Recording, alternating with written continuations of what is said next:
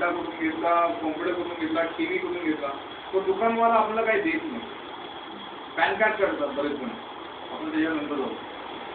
RCM business करतात, पण त्याच्यामध्ये आपल्याला कसं ना आपलं पॅन कार्डमध्ये आपले पैसे इन्व्हेस्ट करावं लागतात.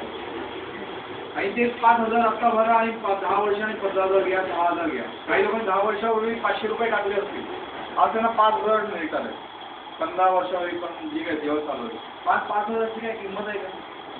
किंमत नसल्या पैशांची यूज होतात का? इन्व्हेस्ट करण्यापेक्षा एखादी गोष्ट आपल्याला न इन्व्हेस्ट करता ते आपल्याला पैसे जर रोज येत असतील, दर महिन्याला येत असतील, तर वाईट. आणि जी वस्तू आपण रोज वापरू, वापरता त्या गोष्टी. आता जसं वापरून मी हा शर्ट किंवा सांगितलं की मी निखिलकडनं घेतलं, मी घालतो पण आहे, वापरतो पण आहे. निखिलला त्याचे पैसे पण निघेल, पण त्याची निखिल म्हणजे समोरचा माय चॉईस जो पाठी बसलाय, माय चॉईस वाला, त्याकडनं शर्ट घेतला. शर्ट मला चांगला दिसतो पण आहे की वाईट दिसतोय? चांगला दिसतोय, ठीक आहे. त्याची मी माहिती पण घेतो की बाबा निखिलचं मी दुकानून घेतलं, ही माहिती मी त्याला तुम्हाला दिली.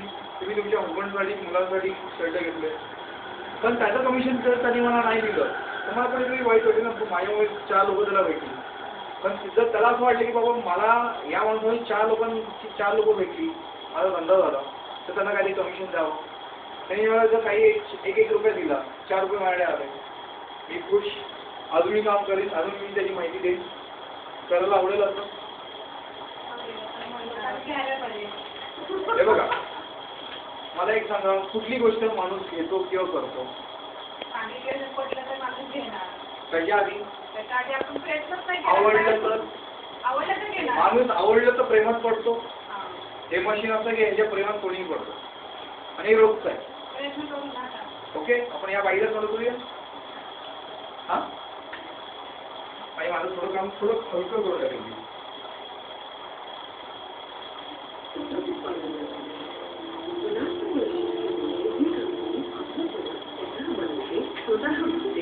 विक्री पश्चात सेवाही स्वतःच देते. त्यामुळे कंपनीच्या ग्राहकांना कोणत्याही प्रकारचा